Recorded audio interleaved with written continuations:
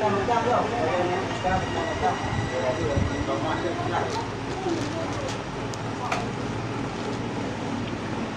baru. Baru ini ada orang berderajat dekat lepas apalah. Betul. Lepas senang syak. Lepas senang syakan. Tahu buat saya dekat lah.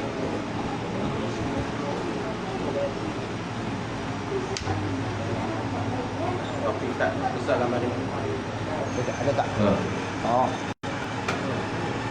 Baik.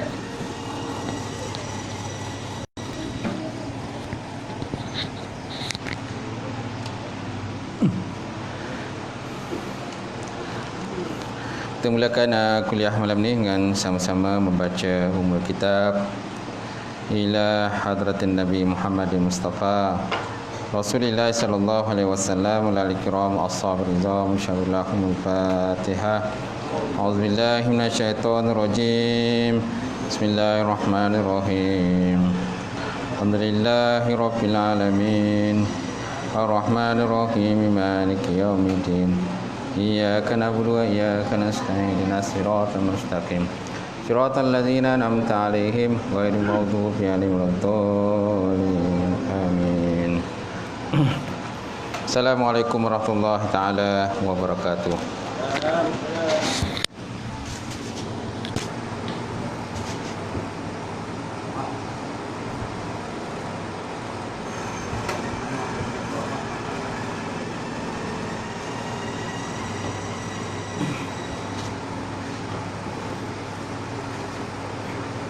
Alhamdulillahillazi nahmaduhu wa nasta'inu wa nasta'in wa na'udzu billahi min syururi anfusina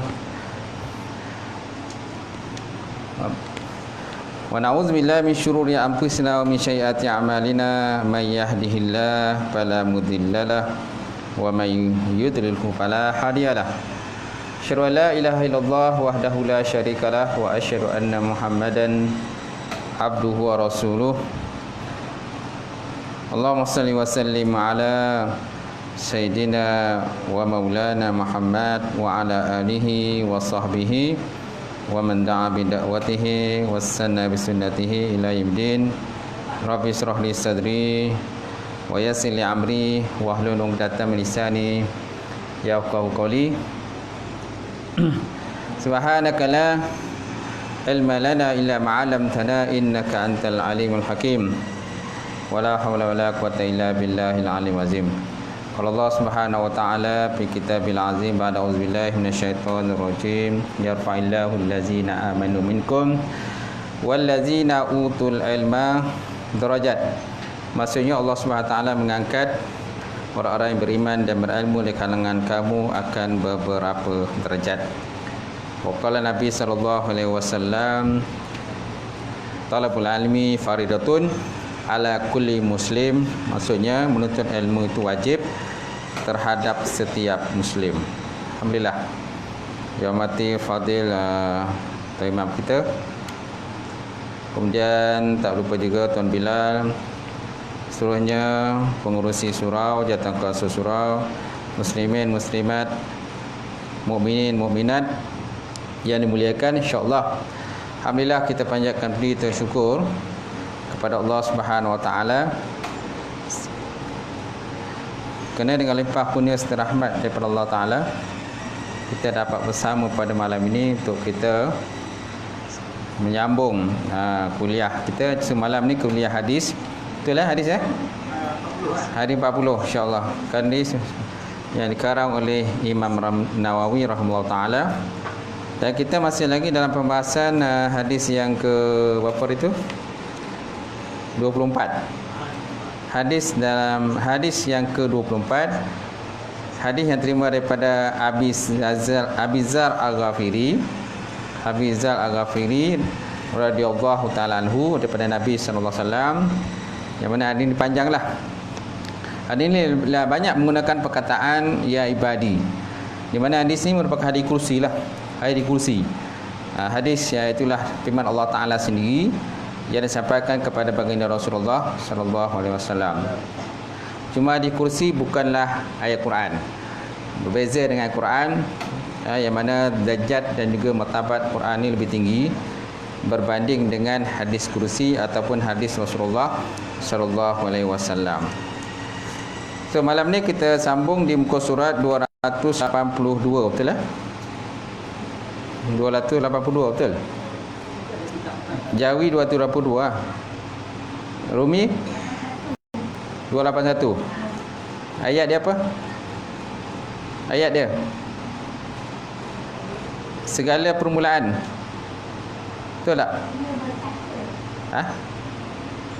Dia berkata, tidakkah kamu lihat? Okey, mana terjemahan daripada apa tadi? Terjemahan yang dikatakan oleh Nabi Ibrahim alaihissalam. Ini kata-kata Nabi Ibrahim alaihissalam lah.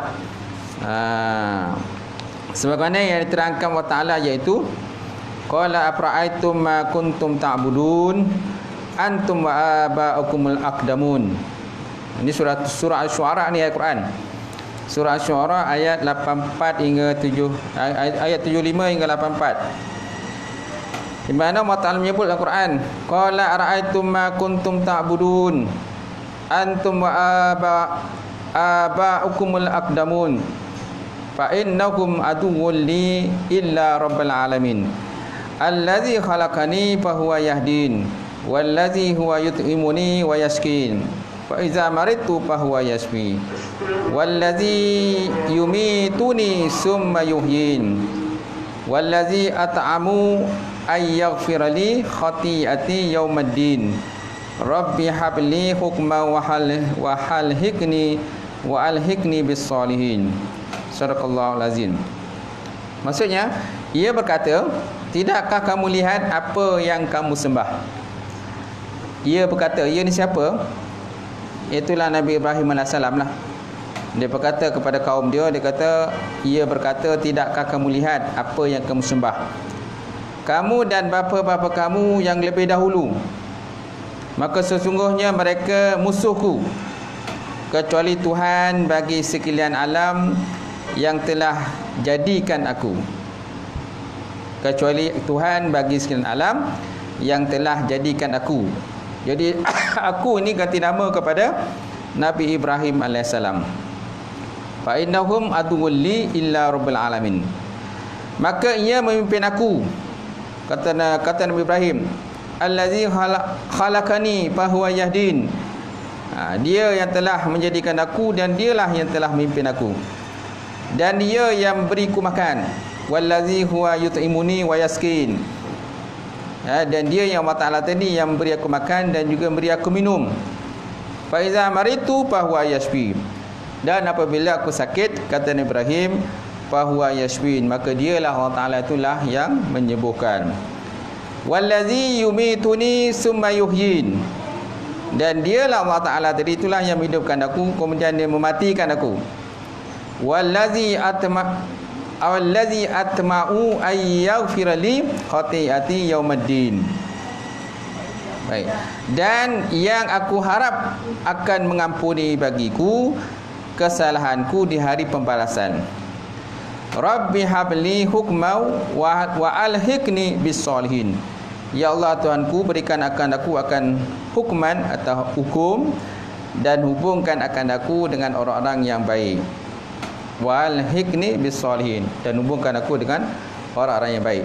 Jadi ayat tersebut tuan-tuan meliputi segala persoalan hidup dan mati yang dibandingkan secara berterus terang oleh Nabi Ibrahim alaihissalam, sejak daripada perkara hidayah, kemudian perkara makan dan minum, perkara sakit dan juga sembuh, hingga kepada perkara mati dan hidup di akhirat, serta diampun dan serta keampunan dan penyertaan dengan orang-orang yang baik, dan penyertaan dengan orang-orang yang baik.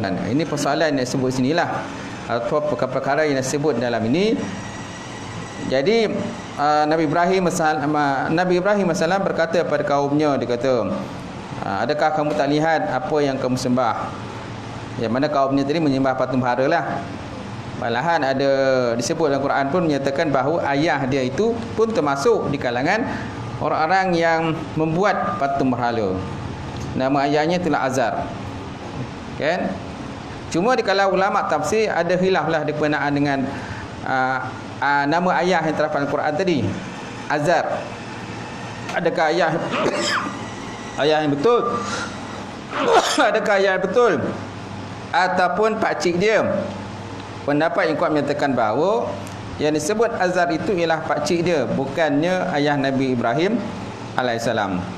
Kerana mustahil keturunan Nabi Ibrahim itulah ayahnya itu daripada orang yang menyembah patung berhala.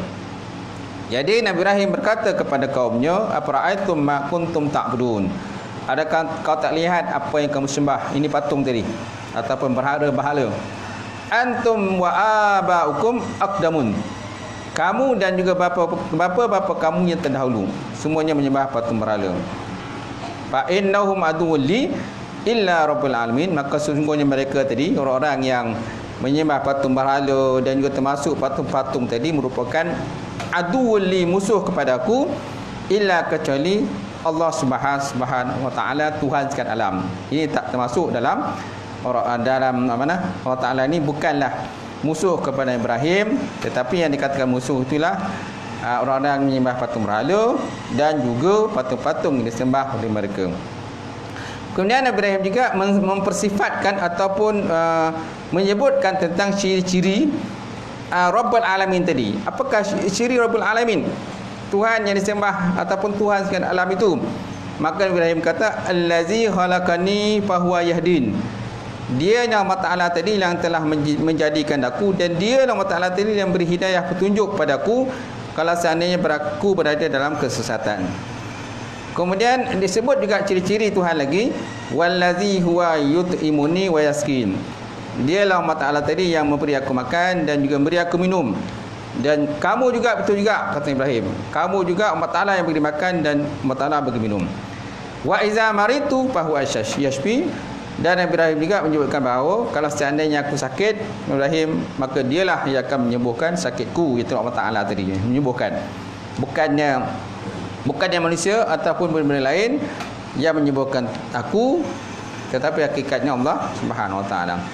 Wallazi yumituni summa yuhyin. Kemudian Nabi Ibrahim juga menyebutkan lagi tentang sifat Rabbul Alamin tadi. Tuhan sekalian alam tadi, itulah Tuhan yang telah menghidupkan aku dan juga mematikan aku. Mati ataupun menghidupkan.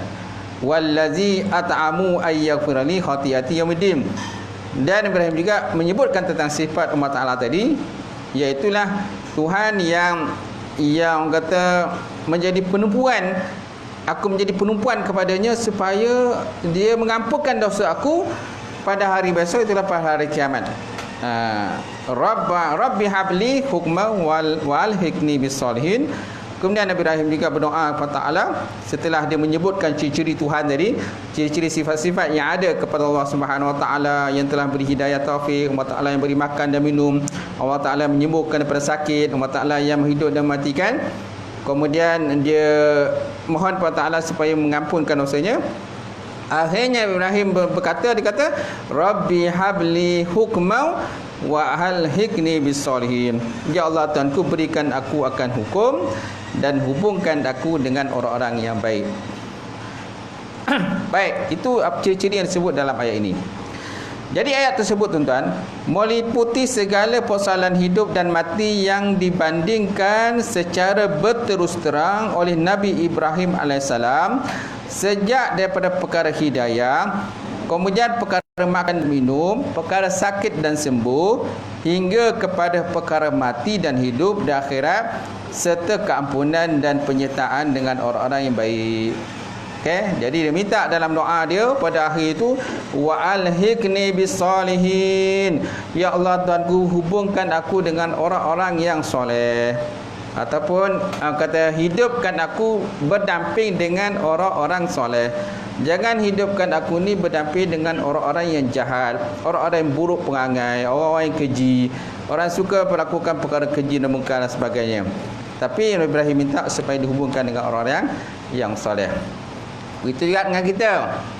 Begitu juga kita hidup dalam dunia ni, kalau boleh kita naklah didampingi selalu dengan orang yang soleh. Kerana dengan orang soleh tadi, kalau kita buat kesilapan dan kesalahan, maka mereka akan menegur kesalahan dan juga apa yang berlaku pada kita. Kalau kita bercampur dengan orang jahat, orang tak tentu arah, kalau kita buat salah pun mereka tak boleh nak tegur, kerana diri mereka pun selalu dalam perkara keji dan munkar. Baik, seterusnya, segala persoalan ini pada hakikatnya adalah pertalian dengan Allah. Sebab itu seorang yang memerlukan pertolongannya naklah mohon dan mengharapkan kepadanya Allah. Walaupun dalam perkara yang pada zahirnya dikerjakan sendiri, seperti perkara makan dan minum, pakaian dan sebagainya. Walaupun segi zahiriah yang tuan-tuan yang bekerja siang malam pagi petang mencari yang kata kehidupan, dan tuan juga yang makan dan minum hasil daripada anugerah daripada Allah Taala. Itu segi zahiriatnya. Zahiriat kita nampak yang kita yang bekerja. Hakikatnya kita naklah kita selalu memohon pertolongan kepada Allah Subhanahu Wa Taala supaya Allah Taala membantu kita pada jalan yang baik. Dan kalau kita makan pun benda-benda yang halal, dan kalau kita minum pun benda-benda yang halal, dan kalau kita pakai pun adalah benda-benda yang dibenarkan oleh syarak, bukan benda yang haram. Baik, kerana perkara yang seperti ini pun tidak dapat digunakan dan dinikmati kalau tidak dengan kurniaan Allah. Nampak tak? Semana apa yang kita dapat itu, walaupun segi zahirnya kita yang bekerja, tetapi kalau bukan dengan kekuasaan daripada Allah Ta'ala, inayah dia, bantuan daripada Allah Ta'ala, kita pun tak dapat memakai pakaian yang walaupun kita dah beli. Kan, makanan yang kita dah beli, kan, kita nampak kita beli makanan tadi dan kita menggunakan duit dan wang kita sendiri, dan kita buat balik dan kita masak dan sebagainya, belum tentu kita dapat makan makanan itu kecuali dengan izin Allah Subhanahu Wa Ta'ala. Kerana ada kadang-kadang makanan yang kita dah masak pun tiba-tiba kan tak masuk dalam mulut kita, tetapi masuk dalam mulut binatang, kucing, ataupun masuk dalam mulut jiran kita. Jiran kita datang ataupun tetamu datang bertandang dengan kita. Okey, walaupun di segi kata melayan tetamu tu dah ada pahala dah. Kan, memang dah ada pahala kalau kita melayan tetamu kita datang rumah kita. Tetapi nak nyata pada kita ni tuan-tuan, bahawa makanan yang kita dah masak belum tentu masuk dalam mulut kita. Betul tak? Pakaian yang kita dah beli, pakaian kita dah basuh, pakaian kita dah gosok, belum tentu kita akan memakai pakaian itu pada hari ini. Kemungkinan hari esok ataupun mungkin kita bagi pada orang lain. Dalam hal ini Rasulullah SAW menegaskan dalam hadisnya, iaitu hendaklah seorang kamu memohon sekalian hajatnya kepada Tuhan hingga tali kasutnya apabila telah terputus, kata Rasulullah SAW. Jadi Nabi tuan-tuan memesan pada kita, hendaklah kita mohon segala hajat kita hanyalah kepada Allah Subhanahu Wa Taala hingga tali kasutnya apabila telah putus pun kita mohon Allah Ta'ala supaya Allah Ta'ala menyambung semula tali kasut kita yang telah putus, ataupun Allah Ta'ala menggantikan tali kasut yang lain yang lebih baik daripada tali kasut yang telah putus tadi. Sebab kalau kita pakai kasut tak ada tali kasut, susah juga, mudah tercabut, tu tak? Mudah tercabut. Tapi zaman sekarang ni tuan-tuan, banyak juga kasut-kasut yang tak ada tali kasut. Kan, tak ada tali kasut pun. Jenis zaman sekarang kan, main pakai sarung macam tu ya. Sarung tu jalan. Itu kan. Dan ada di antara orang salaf yang melakukan maksud hadis itu, di mana mereka selalu memohon kepada Allah Subhanahu Wa Taala akan sekalian hajatnya mereka, hingga garam tepung roti mereka dan rumput bahan makanan kambing mereka pun mereka mohonlah kepada Allah Subhanahu Wa Taala, tuan-tuan. Dan ada pula cerita menyatakan bahawa Nabi Musa AS pernah menyatakan kepada Allah Subhanahu Wa Taala, wahai Tuhanku, ya Rabbi, wahai Tuhanku, Engkau telah berikan kepadaku segala hajatku dalam dunia ini, ya Allah. Maka malulah aku hendak memohon lagi kepada Engkau, ya Allah. Ini kata siapa tuan-tuan? Kata Nabi Musa AS. Nabi Musa kata, aku dah malu dah padamu ya Allah. Malu nak minta sesuatu daripadamu ya Allah. Sedangkan kan nikmatmu terlampau banyak yang telah pun aku pakai. Kan nikmatmu terlampau banyak yang apa yang telah aku makan. Dan nikmatmu terlampau banyak apa yang telah aku minum. Kan kesenangan, keseronokan dan sebagainya banyak engkau bagi padaku ya Allah. Oleh itu ya Allah, aku malu padamu ya Allah untuk memohon lagi sesuatu permintaan padamu ya Allah. Lalu Allah Subhanahu Wa Taala berkata, dia kata, pohonlah kepadaku wahai Musa, walaupun yang engkau hajatkan itu garam, tepung, roti engkau dan rumput himar engkau. Walaupun dalam masalah garam, kamu nakkan garam yang baik, mohonlah kepada Allah Ta'ala. Walaupun kamu dah ada garam pun, tapi mohonlah kepada Allah Ta'ala garam yang baik. Dan kamu mungkin dah ada tepung dah nak masak, nak buat kuih, mohonlah lagi kepada Allah Ta'ala akan tepung yang baik. Dan kamu juga mungkin dah ada roti untuk dimakan, mohonlah kepada Allah Ta'ala bagi roti yang baik. Dan mungkin kalau kamu dah ada rumput untuk nak bagi pada binatang ternakan kamu, dah cukup, semua dah ada dah. Tapi Allah Ta'ala kata, mohonlah lagi kepadaku untuk mendapat rumput yang baik, supaya kan makanan tadi boleh dimakan oleh binatang ternakan kamu, dan binatang tadi menjadi sihat dan gemuk dan sesuai untuk besok suatu nanti kalau kamu nak sembelih binatang itu dan kamu makan. Okey, itu yang dikatakan oleh Allah Subhanahu Wa Taala kepada Nabi Musa alaihissalam. Nampak tak? Jadi Allah Ta'ala kata, Musa, mintalah wahai Musa, walaupun banyak dah nikmat aku bagi pada engkau ni, minta ajalah. Okey. Jadi oleh itu jangan kita malu minta pada Ta'ala. Jangan masalah tuan-tuan, kadang-kadang kalau manusia tak nak minta pada Allah, mereka tak nak minta pada Allah Ta'ala, tapi kena minta pada benda lain, minta pada hantu, minta kepada kata jin, minta kepada bukit, minta pada busut, minta pada pokok, minta pada jembalang, minta kepada hantu dan macam-macam lagi lah. Semana mereka tidak minta kepada Allah Subhanahu Wa Taala. Baik, kemudian mengenai dosa telah juga diterangkan tuan-tuan pada hadis tersebut yang pada kesimpulannya menjelaskan sekalian manusia siang dan malam bersalah dengan mengerjakan dosa. Okey, dalam bab sini tuan-tuan nak cerita pula pada kita bahawa sekalian manusia ni tuan-tuan sentiasa melakukan kesilapan dan kesalahan. Ada dosa, sama ada dosa kecil ataupun dosa besar. Bagi orang yang beriman kepada Allah Ta'ala, kemungkinan dosa besar dia tak ada buat lah. Tapi dosa besar, dosa kecil kadang-kadang kita ada buat. Dosa dalam hati kita kadang-kadang kita tak nampak. Kan dosa riak ada, syirik ada, kan, menunjuk pada orang lain dan sebagainya. Kan, ini ciri-ciri yang dapat dalam hati kita. Okey, semana kita ini sebenarnya hakikatnya sentiasa melakukan dosa. Oleh itu naklah kita minta selalu kemaafan kepada Allah Subhanahu Wa Taala. Tetapi tuan-tuan, dosa dapat dihapuskan dengan istighfar, memohon keampunan kepada Allah Subhanahu Wa Taala yang sememangnya siap sedia untuk mengampuninya sekiranya orang yang berdosa itu telah insaf akan kesalahannya. Kalau orang tu dah kata dah insaf dah menyesal di atas dosa dan juga kesalahan yang lain, maka dia rujuk semula kepada Allah Subhanahu Wa Taala, dan Allah Taala pula bersifat Maha Pengampun lagi Maha Penyayang. Pengampun dan juga Maha Penyayang. Itu mintalah kepada Allah Subhanahu Wa Taala. Nabi juga pernah bersabda tuan-tuan, setiap dosa yang dilakukan oleh anak-anak Adam itu, maka timbullah satu titik hitam pada hati dia. Timbullah satu titik hitam pada hatinya. Kalau seandainya dia tidak istighfar kepada Allah ataupun tidak bertaubat kepada Allah Subhanahu Wa Taala, maka titik hitam tu akan kekal sampai bila-bila. Dan kalau seandainya dia terus melakukan dosa dan juga maksiat kepada Allah, maka titik itu hitam itu akan bertambah-tambah lagi.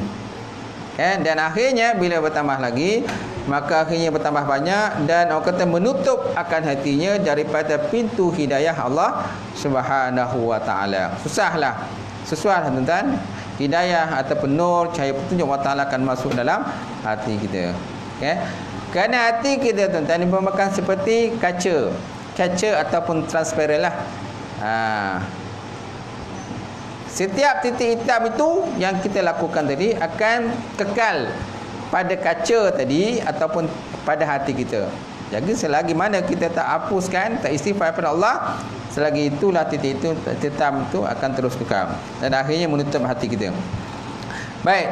Dan ada hadis yang diriwayatkan daripada Anas yang menyatakan bahawa Rasulullah sallallahu alaihi wasallam bersabda, dia kata kullu bani Adam khata'un wa khairul khata'in at-tawwabun. Maksudnya sekalian anak Adam itu berdosa.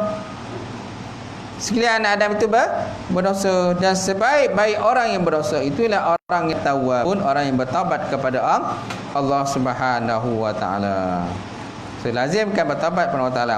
Dan Nabi juga sebutlah hadis bawah ini wallah, sabda Nabi dia kata wallah inni la astaghfirullah wa atubu ilaih kulla yawmin mi'atan marratan.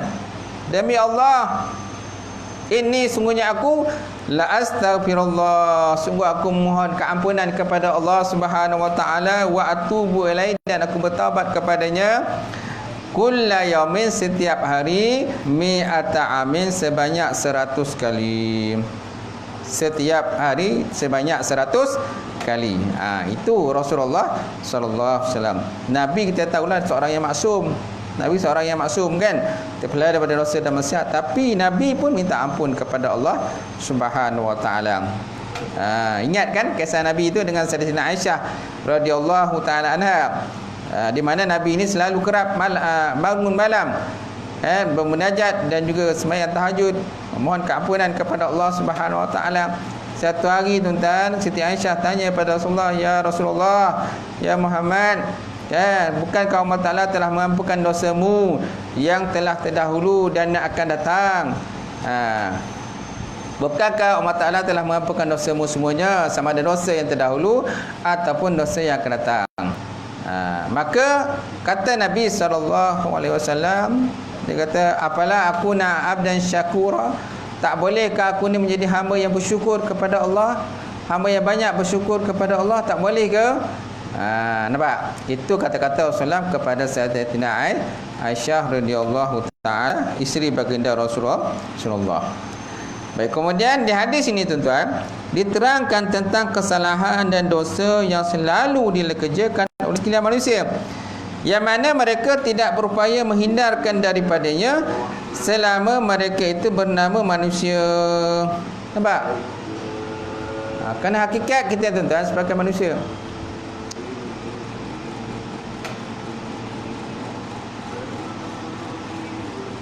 okey, jadi hakikat kita ni sebagai manusia biasa yang ada melakukan dosa dan juga kesilapan. Walaupun tuan-tuan ada juga tempat-tempat tertentu yang Allah Ta'ala tadi tidak akan, ataupun malaikat tidak menulis dosa yang kita lakukan tuan-tuan. Ada beberapa tempat yang mana kan Allah, malaikat itu tidak akan menulis dosa dan juga kesalahan apabila kita melakukan. Antaranya ialah apabila seorang budak yang kecil sehinggalah dia balik, budak kecil melakukan kesalahan. Jadi dia punya kesilapan itu tidak ditulis. Kemudian orang yang tidur sehinggalah dia terjaga. Kalau orang tu dalam tidur, dia tak sedar apa-apa, dia lakukan kesalahan, maka malaikat tidak menulis. Kemudian orang yang gila sehingga dia sembuh daripada gilanya. Dia gila sehingga dia sembuh daripada gilanya. Kalau ada keadaan gila tu, maka tidak ditulislah Allah Ta'ala dosa dan kesalahannya. Tapi kalau dia dah sembuh daripada gila, dia masih melakukan benda yang sama, kesilapan dan kesalahan, barulah malaikat tadi akan menulis kesalahan dan kesilapan yang telah pun dia lakukan tadi. Baik. Kemudian walaupun begitu tuan-tuan, walaupun begitu, masih ada lagi mereka yang sebaik-baiknya, iaitu mereka yang mahu bertaubat dengan memohon keampunan kepada Allah. Kerana hadis menyatakan bahawa orang yang bertaubat itu sama seperti orang yang tidak ada dosa. Orang yang bertaubat sama seperti orang yang tidak berdosa. Dia merupakan seperti kain yang putih. kain yang putih, ya, yang tidak ada dosa dan juga kesilapan apa-apa. Itu sebabnya kita kena lazimkan selalu bertaubat kepada Allah Ta'ala, buat sembahyang sunat taubat dan sebagainya. Walaupun kita rasakan kita tak ada salah apa-apa pun, tapi kan kita tahu ke kita tak ada buat salah apa-apa, kita tak tahu. Kadang-kadang kita rasa tak ada buat salah, tapi kawan-kawan kita terguris hati dan perasaannya bila kita cakap. Nampak tak? Kita tak sedar pun. Kita anggap kita aku tak ada masalah dengan kau pun, tapi kawan tu mengajuk dengan apa dia cakap tadi. Nampak? Dia tak perasan. Jadi orang lain yang perasan. Nampak? Sebenarnya kita ada buat kesilapan dan kesalahan. Baik, kemudian tuan-tuan, seterusnya diterangkan pula perihal Rasulullah sallallahu alaihi wasallam sendiri memohon ampun dan taubat kepada Allah Subhanahu wa taala sebanyak 100 kali tiap-tiap hari. 100 hari setiap hari. Dan ada pula riwayat menyatakan bahawa Nabi memohon ampunan kepada Allah tuan-tuan, istighfar sebanyak 70 kali setiap hari. 70, mana ada dua riwayat tuan-tuan. Satu Nabi kata aku istighfar 100 kali, dan satu pula ada menyatakan Nabi istighfar sebanyak 70 kali. Tak kisahlah tuan-tuan. Yang penting kita ada istighfar kepada Allah Subhanahu wa taala. Baik, kemudian padahal tidak ada sebarang kesalahan atau dosa yang pernah dikerjakannya oleh baginda Rasulullah SAW atas nama dirinya seorang Rasul yang maksum, yang terpelihara daripada dosa dan juga kesalahan, tetapi taubatnya hanya untuk menambahkan derajat baktinya, syukurnya, di samping menjadi pengajaran kepada umat dia. Nampak? Jadi untuk apa Nabi SAW itu bertaubat? Untuk apa Nabi Muhammad SAW istighfar kepada Allah, sedangkan Nabi seorang yang maksum? Tujuannya ialah untuk menambahkan lagi derajat baginda Rasulullah SAW. Kemudian di samping itu nak tunjuk contoh kepada umat baginda Rasulullah. Kerana setiap satu benda tu kalau Nabi tak buat, maka umat dia tak buat. Nampak tak? Kerana di kalangan kita ni di akhir zaman ni, banyak ada kalangan kita kadang-kadang mempertikaikan, oh Nabi tak buat pun. Nabi tak buat pun, entah apa aku nak buat. Nampak tak? So Nabi buat. Nabi bangun malam, Nabi bertaubat kepada Allah, Nabi istighfar kepada Allah Subhanahu wa taala. Jadi Nabi nak tunjuk contoh pada kita supaya kita kena buat. Supaya nanti jangan timbul di kalangan kita ni orang kata Nabi tak buat pun, tak apa aku nak buat. Sekarang ni masalahnya Nabi dah buat, adakah kita buat? Okey, banyak di kalangan kita ni dia mempertikaikan, dia kata Nabi tak buat, tapi bila Nabi buat tak ada pula dia buat pun. Jadi sibuk hanya mempertikaikan sama ada Nabi buat ataupun tak buat. Baik, kemudian yang kedua, tidak kurang kerajaan dan juga kekayaan Allah Subhanahu wa taala. Berdasarkan pada lafaz hadis di belakang itu, kita lihat lafaz hadis itu. Okey. Ya ibadi, innakum lan tablughu durri fatadurruni wa lan tablughu naf'i fatanfa'uni. Okey. Kemudian ya ibadi law anna awwalakum wa akhirakum wa insakum wa jinnakum kanu ala atqa qalbin rajulin wahid minkum ma zada zalika fil mulki syai'an. Ya ibadi law anna awwalakum wa akhirakum wa insakum wa jinnakum kanu ala afjari qalbi rajulin wahid minkum ma naqasa zalika min mulki syai'an. Ma naqasa zalika min mulki syai'an. Maksudnya kan, wahai hambaku, kata Allah Subhanahu wa taala, seandainya jikalau sesungguhnya orang-orang yang awal di kalangan kamu semua berkumpul, orang-orang yang akhir di kalangan kamu berkumpul, semua manusia semuanya berkumpul, semua jin semuanya berkumpul, mereka itu bersatu hati di atas satu hati seorang lelaki yang punya sifat kan, punya sifat orang yang paling bertakwa kepada Allah Subhanahu wa taala. Allah Taala kata mazada zalika fil mulki syai'an. Saya dia tidak akan menambahkan pada kerajaanku walaupun sedikit pun. Walau sedikit pun tidak akan menambahkan kerajaan Allah Taala. Kemudian kalau seandainya semua manusia yang awal, semua manusia yang akhir zaman, kemudian semua manusia, semua jin mereka itu semuanya berkumpul dalam satu hati, kan, semua tadi tidak akan mengurangkan daripada kerajaan aku. So maknanya sama ada menambah ke tak menambah ke, semua itu tidak akan terjadi apa-apa kepada Allah Subhanahu wa taala, tuan-tuan. Baik, kita lihat nombor 2. Jadi kemudian pada hadis tersebut, tuan-tuan, Allah Taala menyatakan mengenai kemudaratan, kemelaratan, kesusahan, kesengsaraan yang diusaha oleh mereka di kalangan hamba-hamba tadi untuk menyampaikan kepadanya. Begitu juga segala manfaat, segala kebaikan, segala kesejahteraan yang mereka lakukan kepadanya. Okey, semua tadi tidak akan membawa kemudaratan kepada Allah Ta'ala dan juga tidak akan beri manfaat kepada Allah Subhanahu Wa Ta'ala. Yang mendapat manfaat itu ialah makhluk itu sendiri. Kalau seorang makhluk tadi memudaratkan orang lain, jadi kemudaratan itu kembali kepada orang yang melakukan kemudaratan itu. Kalau seorang tadi membuat kebaikan kepada orang lain, maka kebaikan itu kembali pada diri orang yang buat kebaikan, bukannya kena kepada Allah Subhanahu Wa Taala. Allah Taala tidak akan mendarat apa-apa. Allah Taala tidak akan menambahkan kerajaan Allah Taala walaupun sedikit pun. Baik, segala yang tersebut tidak mendatangkan sesuatu yang menyusahkan atau yang menyenangkan Allah Taala, atau tidak sedikit pun mengganggu kebesarannya Allah. Tidak pula menjadi hina kerana kejahatan mereka itu makhluk. Nampak? Jadi kalau makhluk buat kejahatan, buat dosa dan maksiat, kalau makhluk itu menzalimi orang lain dan sebagainya, maka sesemua itu tidak akan menghinakan Allah Ta'ala. Allah Ta'ala tak jadi hina pun. Tak jadi hina pun disebabkan dosa dan kesalahan makhluk dia. Kemudian tidak menjadi mulia kerana kebaikan mereka. So kalau manusia tadi buat kebaikan banyak mana pun, tuan-tuan, Allah Ta'ala pun tak akan menambahkan kemuliaan daripada Allah. Kerana kemuliaan Allah Ta'ala itu dah lengkap dah.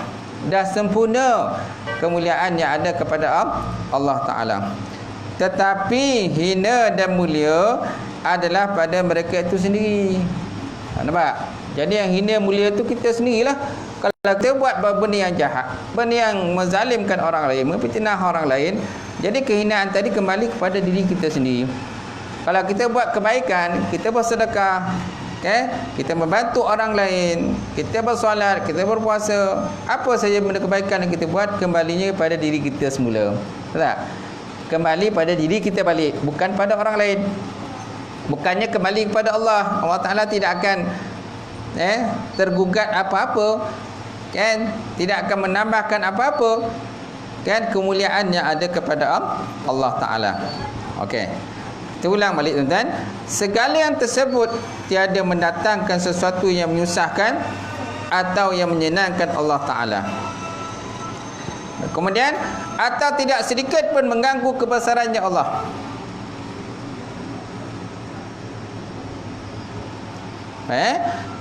Kemudian tidak pula menjadi hina kerana kejahatan mereka.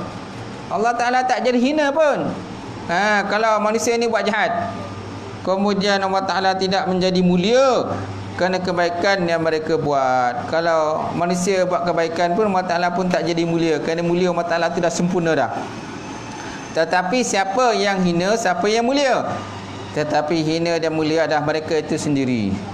Rasulullah SAW dalam satu riwayat memberikan ucapan, dia kata, barang siapa derhaka kepada Allah dan Rasulnya, maka sesatlah dia dan tiada membahayakan kecuali dirinya sendiri, dan tidak membahayakan Allah Ta'ala sesuatu jua pun. Allah Ta'ala tidak tergugat apa-apa, tidak akan tergugat apa-apa. Apalah bandingnya, tuan-tuan, kita dengan Allah Ta'ala ni? Kita ni hanya sebagai makhluk je, makhluk yang lemah, yang bergantung hidup kita kepada Allah. Rezeki pun, tuan-tuan, Allah Ta'ala bagi pada kita. Kalau Allah Ta'ala tak rezeki, apa benda kita boleh makan? Betul tak? Kalau Allah Ta'ala tak bagi rezeki kepada kita, walaupun orang kata sebutir beras sekalipun, kalau Allah Ta'ala tak bagi makan kita, tak dapat kita makan pun. Semuanya adalah berdasarkan kepada kasih sayang dan juga rahmat daripada Allah Ta'ala. Itu banyak hendaklah kita banyak bersyukur kepada Allah. la in syakartum la azidannakum wa la in kafartum inna azabi lasyadid. Kalau kamu bersyukur, kata Allah, nescaya aku tambahkan, dan kalau kamu kufur, maka azabku adalah sangat pedih. Seterusnya tuan-tuan, Allah Ta'ala berfirman Al-Quran, wa in takfuru fa inna lillahi ma fis samawati wa ma fil ardh wa kana Allahu ghaniyan hamida. Maksudnya, wa in takfuru, dan jikalau kamu kufur kepada Allah, fa inna lillahi ma fis samawati wa ma fil ardh, maka sesungguhnya bagi Allah Ta'ala itu setiap sesuatu yang terdapat di langit dan setiap sesuatu yang terdapat di bumi. Wa kana Allahu ghaniyan hamida, dan adalah Allah Ta'ala itu maha ghani, maha kaya, hamid, lagi maha terpuji, lagi maha terpuji. Nampak? So maknanya walillahi ma fis samawati wal ard, sesungguhnya apa yang terdapat di langit dan bumi semuanya adalah milik Allah Subhanahu wa taala. So mana milik kita? Mana milik kita? Kan ada lagu apa tu? Rabbani kan. Mana milik kita? Mana hak kita sebenarnya? Mana hak kita sebenarnya? Tak ada pun. Okey. Yang milik kita tu itulah yang kita makan lah. Yang kita makan tu itulah milik kita. Yang tak dapat kita makan tu, anak kita makan ataupun isteri kita makan, suami kita makan, itu bukan milik kita. Yang milik kita itulah yang masuk dalam mulut kita. Yang milik kita itulah apa yang kita pakai. Apa yang kita pakai, itulah yang menjadi milik kita. Faham kan? Baik, seterusnya tuan-tuan. Seterusnya Allah Ta'ala mengatakan pula mengenai perluasan kerajaan. Perluasan tu? Betul tak? Tidur ke apa? Ngantar. Ada yang terlampau khusyuk nampak terlampau khusyuk. Terlampau khusyuk akhirnya tertidur. Tak sedar. Tak kan ada terlampau khusyuk lah. Baik, sikit lagi lepas tu nanti ada tahlil ni. Mana nama tadi? Tak mana pergi ni? Hilang nama. Sikit ya. Baik, insya-Allah. Seterusnya Allah Ta'ala menyatakan pula mengenai perluasan kerajaan itu, miliknya dan kekuasaannya serta kekayaan dan kemakmurannya secara mutlak, yang mana tidaklah bertambah luas oleh sikap ketakutan hati dan kebaktian serta kejujuran dan jiwa mereka kepadanya secara bersungguh-sungguh sebagai ketakutan daripada hati seorang. Bersikap sebaliknya, iaitu mereka yang melakukan segala kejahatan tidak juga menambah kurang dan atau sempit kerajaan atau miliknya serta kekuasaannya yang sememangnya telah perluas pun. Nampak tak? Ni ayat ni lebih kurang sama macam atas tadi juga. Lebih kurang sama juga. Maknanya segala kekayaan Allah, segala kerajaan Allah, dengan ketaatan yang kita buat tidak akan menambahkan kerajaan dia pun, dan juga keburukan yang kita buat tidak akan mengurangkan kerajaan dia. Ketaatan yang kita buat, amal soleh yang kita buat, kan, gajian kita semayang, gajian kita datang ke masjid, ke surau, gajian kita mengaji, gajian kita belajar, gajian kita baca Quran, gajian kita sembahyang sunat, gajian kita sembahyang sunat duha, sembahyang sunat rawatib, sembahyang sunat tasbih. Betul tak? Ada di kalangan kita ni gajian sembahyang sunat tasbih kan? Gajian dia buat sembahyang sunat tasbih. Okey, subhanallah, alhamdulillah, wala ilaha illallah, Allahu akbar, wala haula wala quwata illa billahil aliyyil azim. Itu yang kita baca daripada setiap kali kita baca tasbih. Mana tasbih itu jumlahnya ada berapa tuan-tuan? Setiap rakaat itu 75 tasbih kita baca. Dia ada 4 rakaat kan? Mana setiap rakaat kita baca 75 tasbih. 75 darab dengan 4 rakaat, maknanya ada 300 tasbih yang kita baca kalau kita melakukan solat sunat tasbih. So banyak mana pun sembahyang sunat tasbih yang kita buat tidak akan menambahkan kerajaan Allah, tak akan menambahkan kerajaan dia. Yang untung siapa? Yang untung siapa? Hamba sendiri. kata Allah. Kalau kamu buat jahat macam mana pun, paling jahat dalam dunia, memang brutal kan? Brutal kan? Jahat sejahatnya, dialah orang yang paling jahat dalam dunia ni. Apa kejahatan dia tak buat, semua dia buat. Mencuri, merompak, berzina, kan? Apa lagi? Semua kejahatan dia buat, semua tadi tidak akan mengurangkan kerajaan Allah Subhanahu Wa Taala, tidak akan menguntungkan kerajaan Allah Taala pun. Yang untung siapa? Makhluk tu sendiri. Dan kena azab siapa? Makhluk tu sendiri yang kena azab, bukan Allah Taala. Baik. Kesimpulannya, kalau kita sekalian sama ada jenis manusia maupun daripada jenis jin, sejak dari mereka yang terdahulu sampai kepada mereka yang kemudian, bersatu sebagai satu kesatuan hati dalam melakukan takwa atau derhaka kepadanya Allah dengan cara yang bersungguh-sungguh, tidaklah perlakuan mereka itu menambahkan kesempurnaannya Allah ataupun mengurangkan kerajaannya Allah, kerana dia mempunyai kesempurnaan mutlak. Kerana dia ini Allah Ta'ala ni, dia mempunyai kesempurnaan yang mutlak, kamalul mutlak, sama ada mutlak kesempurnaan pada zatnya Allah ataupun kesempurnaan pada sifatnya Allah ataupun kesempurnaan kepada af'al perbuatannya Allah Ta'ala. Okey, semua sempurna, semua komplit, semua sempurna. Tidak ada kekurangan apa-apa yang ada kepada Allah Ta'ala. Contoh pada diri kita sendirilah, kita lihat pada diri kita sendiri macam mana cantiknya Allah Ta'ala mencipta manusia tu, dengan ada mata, ada telinga, ada kaki, kan? Dengan bentuk tubuh badan yang cantik dan menarik, tahu tak? Lawa, tahu tak? Kalau muda-muda tu kan lawa. Dah tua ni kurang sikit lah. Dah tua ni kurang sikit, tapi masih lagi lawa lagi lah. Mana kalau suami tengok tu lawa lagi lah. Tapi kalau suami tengok tak lawa ni, kena apa sikit lah, kena berhias sikit. Solat-solat, make-up lawa. Lawa tak bang? Tak lawa, kata. Kalau tak lawa ni bukan masalah diri kita lah, masalah suami lah. Mungkin suami mungkin enggak tak lawa, tahu tak? Jadi sebab apa tak lawa? Saya dapat nampak yang lebih lawa. Subuh dia tak nampak lagi lawa. Itulah rumah yang paling lawa, paling cantik sekali. Betul tak tuan-tuan? Baik. So sikit lagi tuan-tuan.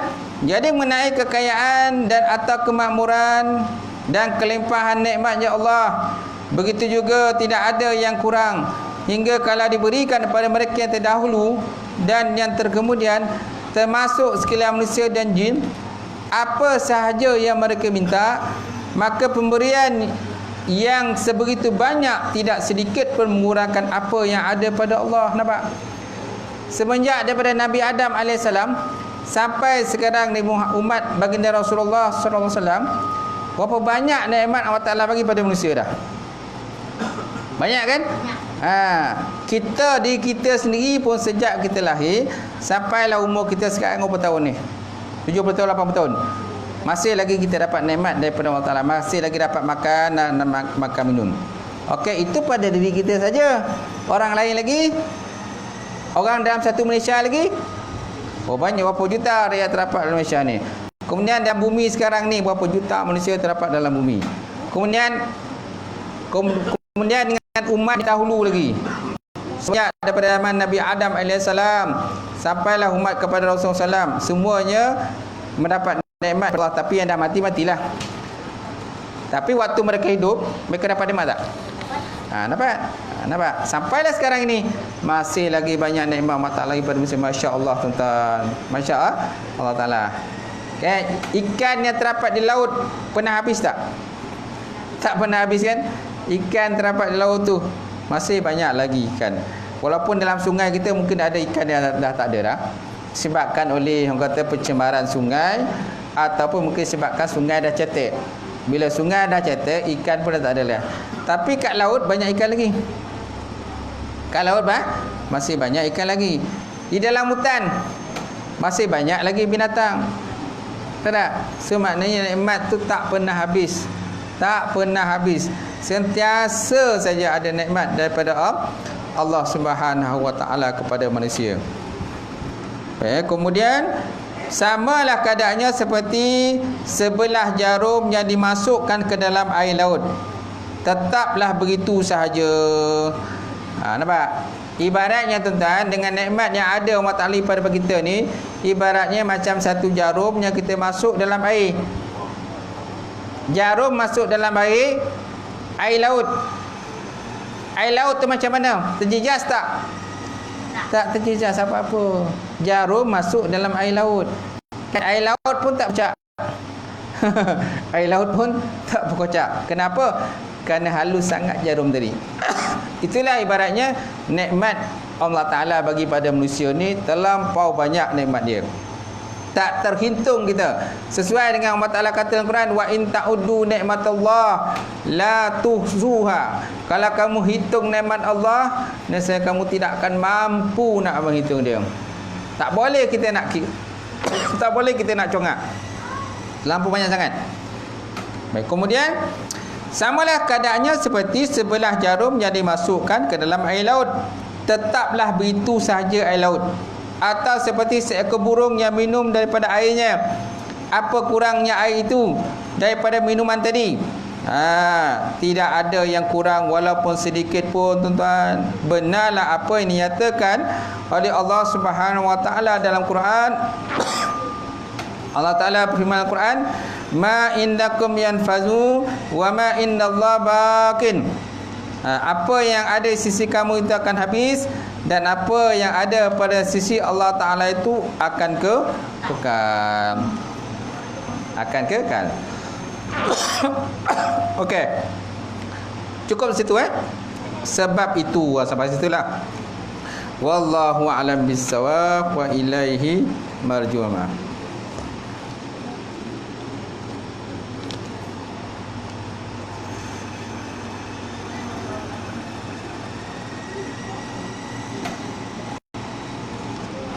Baik, kalau ada soalan? Ada soalan tak, pertanyaan? Ada soalan, pertanyaan tak? Tak ada? Ini ada kad ni, jemputan kahwin ni. 14. 13, 14 ni ada juga jemputan lain ni. Di Seremban ada jemputan. 14, 13, 14. 13 betul.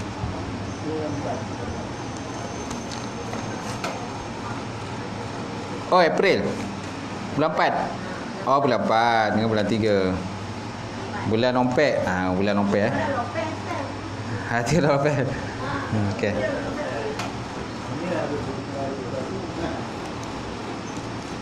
Baik, ada soalan tak? Tak ada? Okey, tak ada, insya-Allah kita. Auzubillahi minasyaitonirrajim. Bismillahirrahmanirrahim. Alhamdulillahirabbil alamin wassalatu wassalamu ala asyrafil mursalin wa ala alihi washabihi ajmain.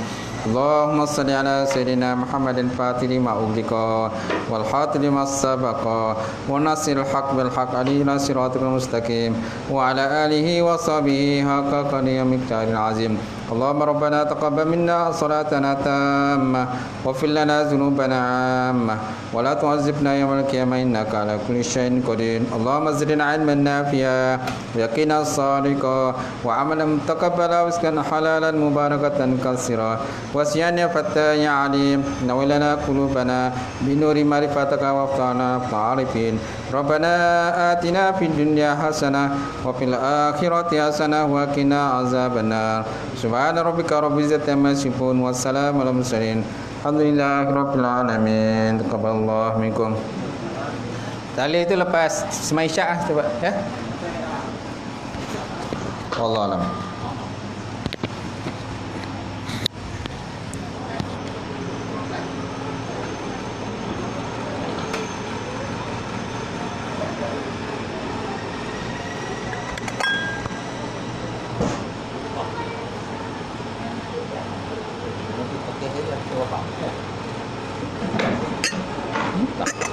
Tambah lebih. Ada. Ada kita. Tekan finish ya?